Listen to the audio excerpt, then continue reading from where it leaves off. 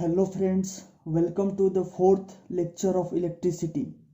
इससे पहले इस चैप्टर का 3 और लेक्चर्स आ चुके हैं जिनमें हम इलेक्ट्रिसिटी के बारे में, चार्ज के बारे में, कूलम्ब्स लॉ इत्यादि के बारे में डिस्कस किया है।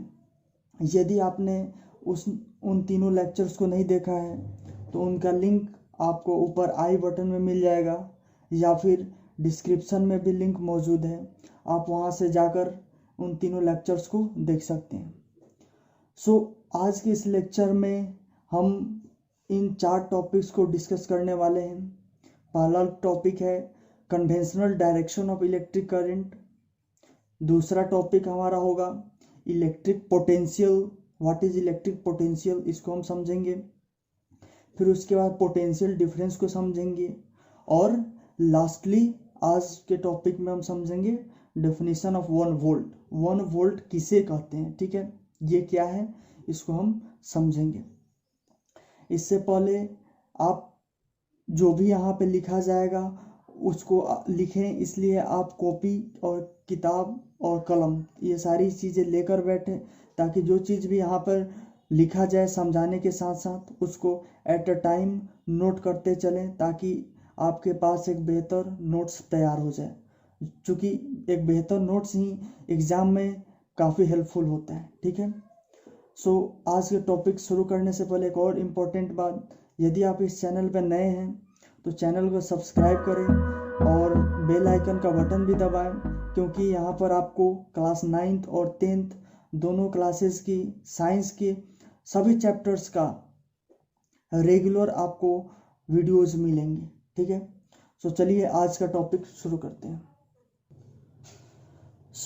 आज का हमारा पहला टॉपिक है conventional direction of electric current. या इस टॉपिक का जो सबसे पहला वर्ड है वो है conventional.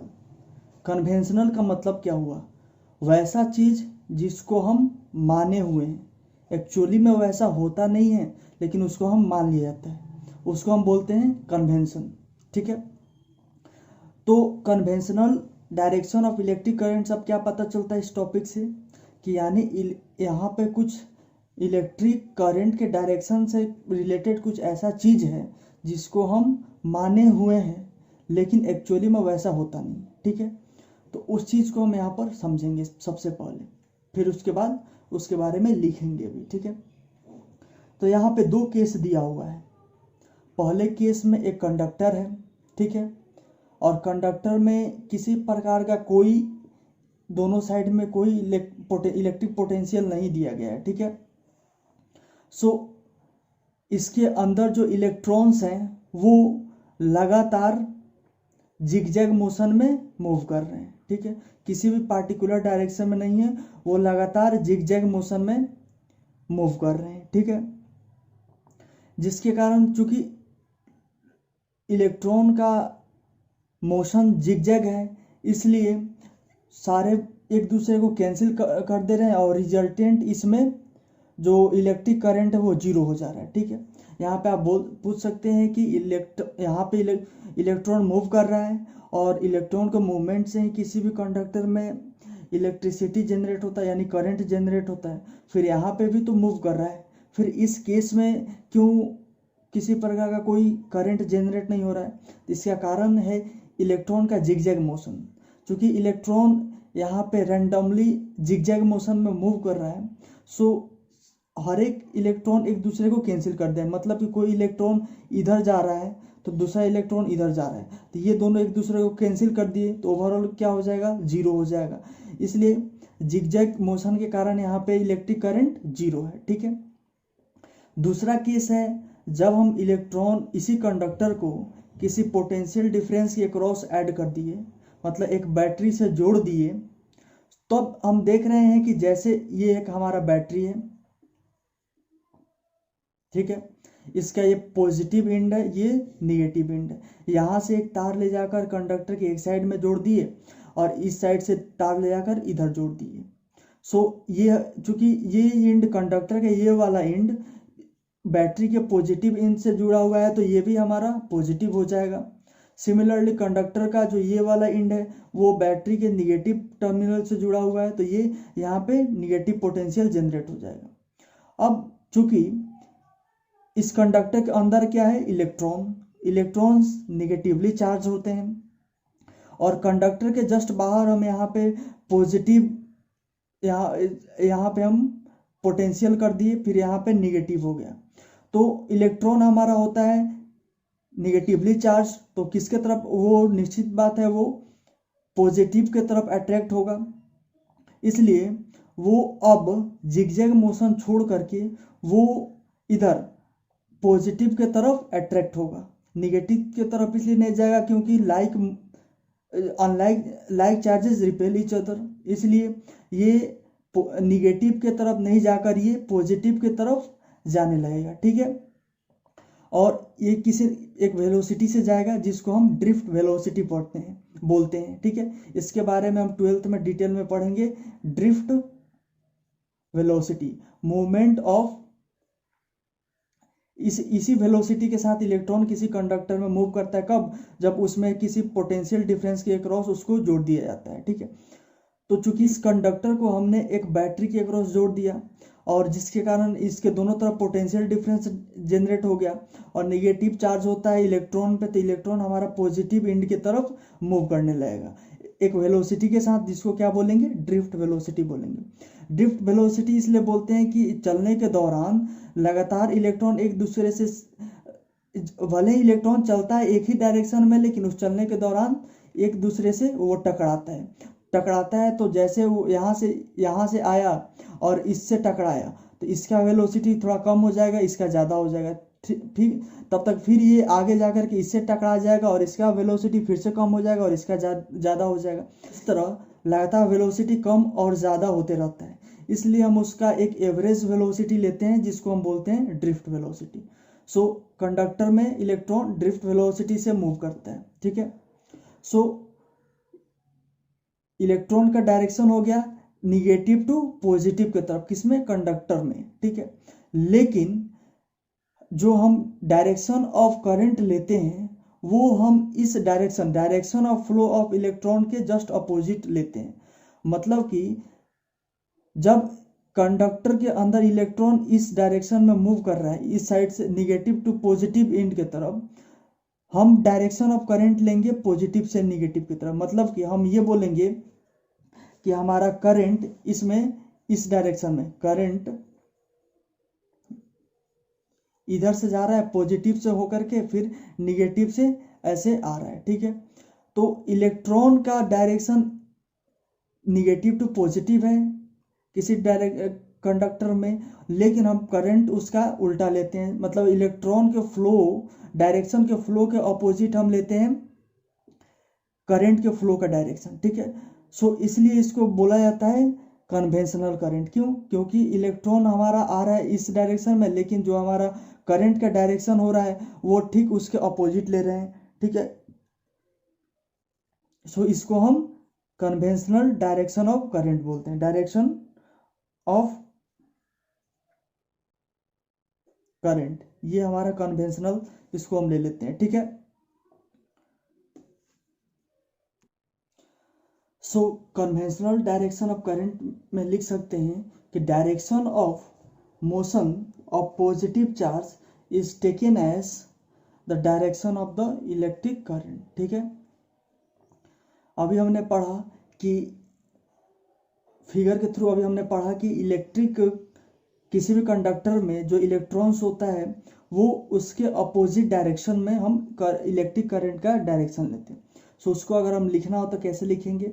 Inside the conductor electrons flow from negative to positive terminal. अभी हमने देखा कैसे electrons negative to positive terminal move कर रहा था किसी भी कंडक्टर में। क्यों ऐसा क्यों होता है? क्योंकि उस कंडक्टर पे एक तरफ पॉजिटिव चार्ज, एक तरफ पॉजिटिव पोटेंशियल जनरेट होता है, दूसरी तरफ निगेटिव पोटेंशियल। चूंकि इलेक्ट्रॉन्स हमारा निगेटिवली चार्ज है तो हमेशा निगेटिव की तरफ तो जाएगा नहीं, इसलिए वो निगेटिव से पॉजिटिव की तरफ आता है, ठीक है। So inside the conductor the electrons flow from negative to positive terminal, but the direction of the electric current is taken as opposite direction of the motion of electrons.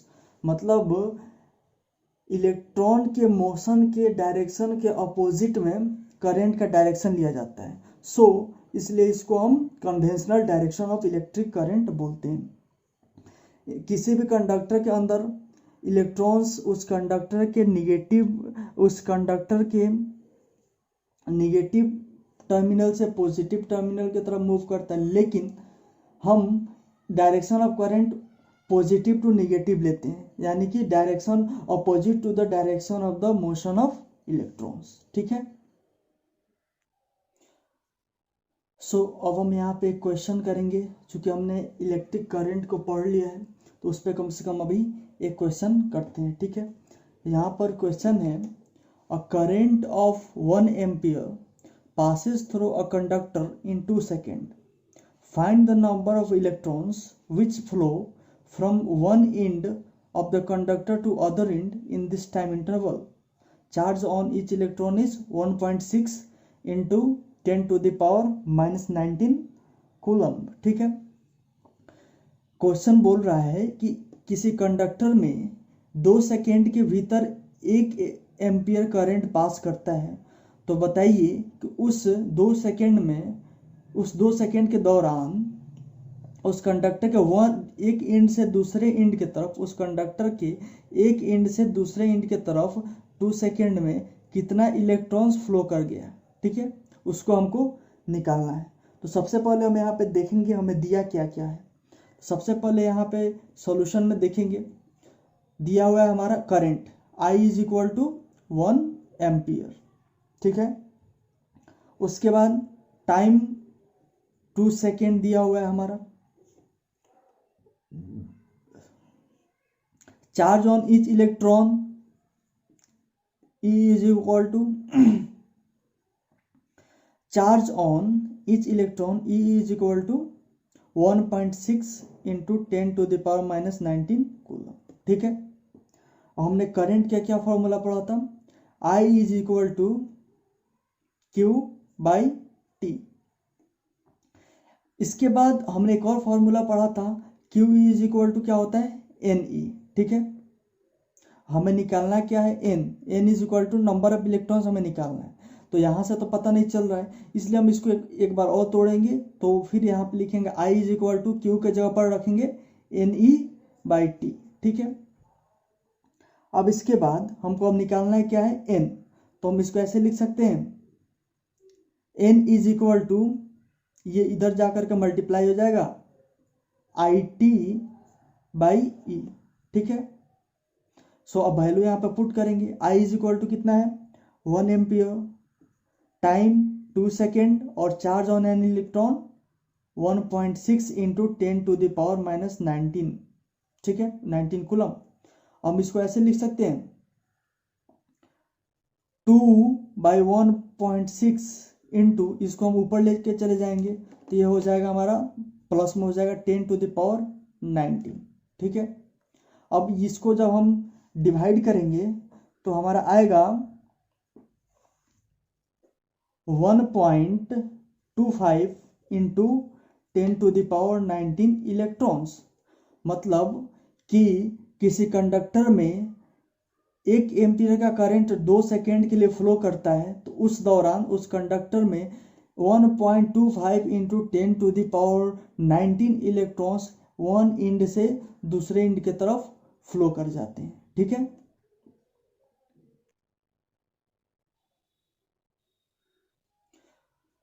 So our next topic is electric potential. What is electric potential? The work done to move one unit positive charge from infinite to that point in an electric field is known as electric potential. Electric potential किसे कहते हैं? मतलब किसी electric field में यदि एक unit positive charge को infinity से उस फील्ड में लाने में जो वर्क डन होता है वह इलेक्ट्रिक पोटेंशियल होता है उस पॉइंट पे, ठीक है। The work done to move 1 unit positive charge from infinite to that point in an electric field is known as electric potential, ठीक है। इसको और हम यहाँ पर समझते हैं। जैसे कि कोई एक चार्ज बॉडी है, ठीक है, ये चार्ज बॉडी है, ठीक है, इसका ये इलेक्ट्रिक फील्ड इतना दूर में है, ठीक है। एक और यूनिट पॉजिटिव चार्ज हमारा यहाँ पे है, ठीक है, यूनिट पॉजिटिव चार्ज है, ठीक है, ये इन्फिनिटी पर है। इस यूनिट पॉजिटिव चार्ज को यहाँ से इस इन्फिनिटी से इस इलेक्ट्रिक फील्ड के एक पॉइंट ए पर लाने में जो वर्क डन होगा उस वर्क डन के बराबर इस पॉइंट पर इलेक्ट्रिक पोटेंशियल होगा, ठीक है। So electric potential at point A जो होगा वो इस यूनिट पॉजिटिव चार्ज को इन्फिनिटी से एक इलेक्ट्रिक फील्ड में पॉइंट ए पर, इलेक्ट्रिक फील्ड के पॉइंट ए पर लाने में जो वर्क डन होगा उसके बराबर होगा, ठीक है। यहाँ पे एक बार और फिर से पढ़ेंगे। The work done, electric potential क्या है? The work done to move 1 unit positive charge, the work done to move 1 unit positive charge from infinity, ये इन्फिनिटी है, to that point in an electric field, एक ये point क्या है? Electric field में है, is known as electric potential. मतलब किसी यूनिट पॉजिटिव चार्ज को इन्फिनिटी से एक इलेक्ट्रिक फील्ड के किसी पॉइंट पर ले जाने में जो वर्क डन होता है वह उस वर्क डन उस पॉइंट पर इलेक्ट्रिक पोटेंशियल के बराबर होता है, ठीक है।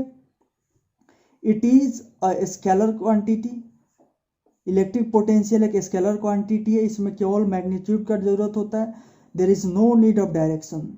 दूसरा, इसका ऐसा यूनिट वोल्ट होता है, ठीक है। यहाँ पर उसी को लिखा हुआ है शॉर्ट फॉर्म में, that is V electric potential is equal to work done W/Q। मतलब एक यूनिट पॉजिटिव चार्ज को इन्फिनिटी से एक पॉइंट पर, इलेक्ट्रिक फील्ड के पॉइंट पर लाने में जो वर्क डन हुआ, उस कितना वर्क डन हुआ वो हो जाएगा हमारा इलेक्ट्रिक पोटेंशियल। इसलिए यहाँ पर है V is equal to W/Q, where W is work done to move that unit positive charge from infinity to that point, ठीक है। V is the electric potential, Q is equal to the value of charge, जिस charge को हम move कर रहे हैं उसका value Q हो जाएगा, ठीक है। Our next topic is potential difference.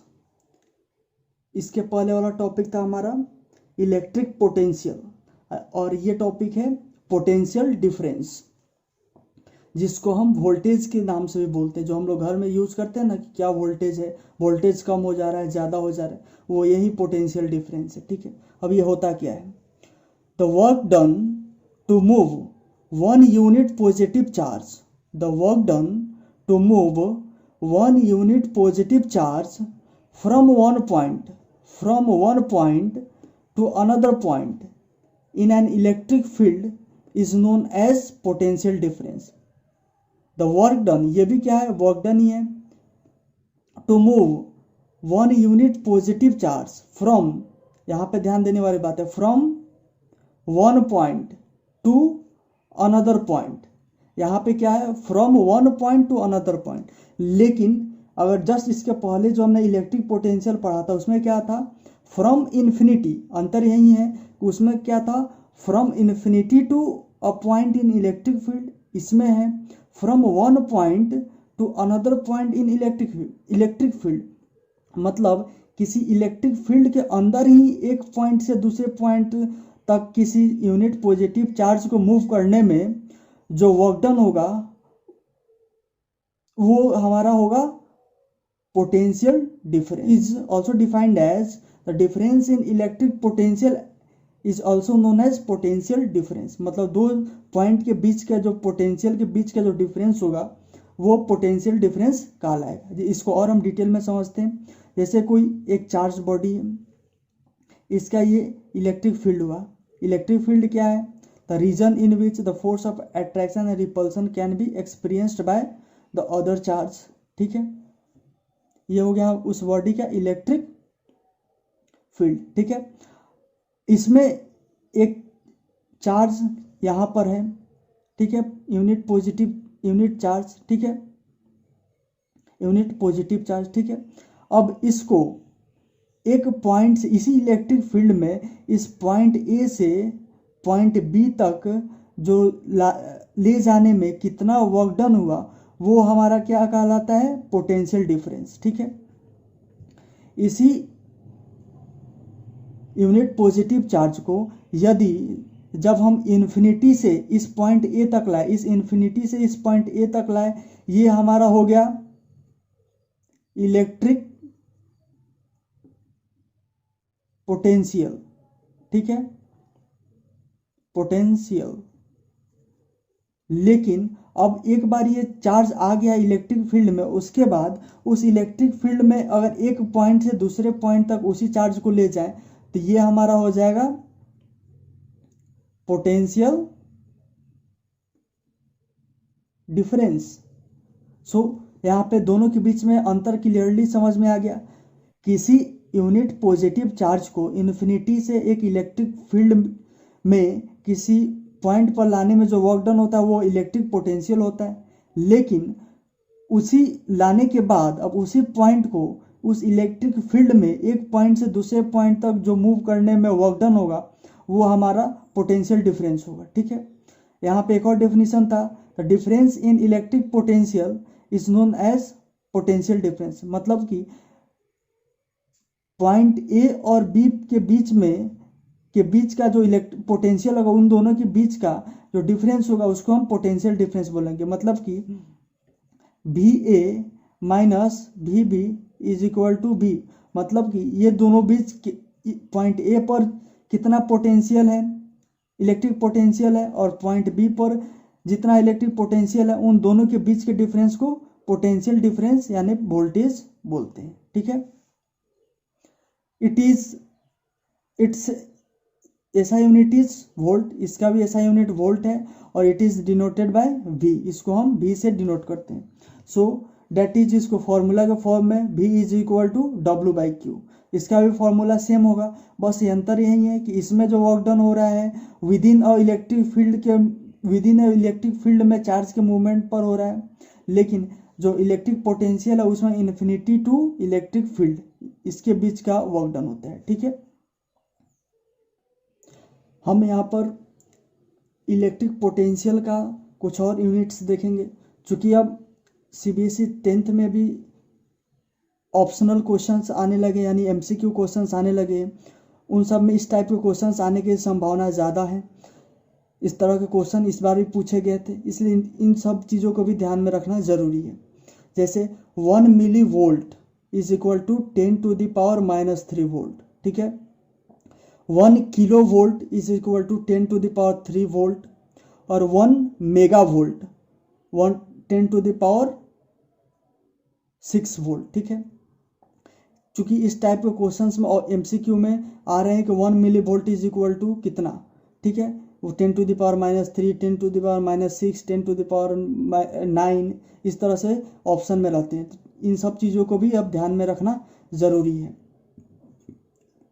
Simple सा लॉजिक है, जहाँ पे भी मिली हो उसमें 10⁻³ होता है, किलो में 10⁻³ होता है, मेगा में 10⁻6 होता है, माइक्रो में, मेगा का अपोजिट माइक्रो, उसमें 10⁻6 होता है। ठीक है, इलेक्ट्रिक करंट के दौरान भी उसका कुछ अदर यूनिट्स छूट गया था, जो कि हम यहाँ पे नोट कर लेंगे, other units of electric current, इस तरह बॉक्स बनाकर।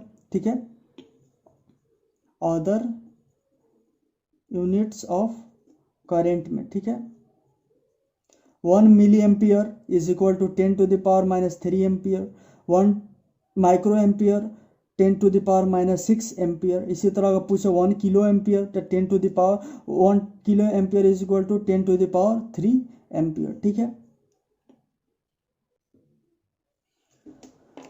सो our last topic of this lecture is 1 volt. 1 volt क्या है? ये अक्सर वन मार्क्स में पूछा जाता है। 1 वोल्ट 1 एम्पियर इस टाइप के क्वेश्चन 1 मार्क्स के क्वेश्चन में पूछे जाते हैं। ठीक है। सो 1 volt, if the work done to move 1 coulomb of charge from one point to another is 1 joule, then the potential difference is said to be 1 volt। मतलब किसी इलेक्ट्रिक, यहाँ पे हम उसको समझते हैं, मतलब ये एक इलेक्ट्रिक फील्ड है इस चार्ज का। ठीक है। इसमें 1 कूलम्ब ऑफ चार्ज को पॉइंट ए से पॉइंट बी तक ले जाने में 1 जूल का वर्क डन होता है। उस केस में जो पोटेंशियल डिफरेंस होगा हम उसको 1 वोल्ट बोलेंगे। ठीक है। वही बात लिखा हुआ है यहाँ पे, if the work done to move 1 coulomb of charge from one point to another is 1 joule, then the potential difference is said to be 1 volt। 1 volt is equal to 1 joule by 1 coulomb, that is 1 volt is equal to joule per coulomb। तो क्या होगा हमारा 1 volt को हम बोल सकते हैं joule per coulomb, इसको ऐसे लिख सकते हैं। ठीक है।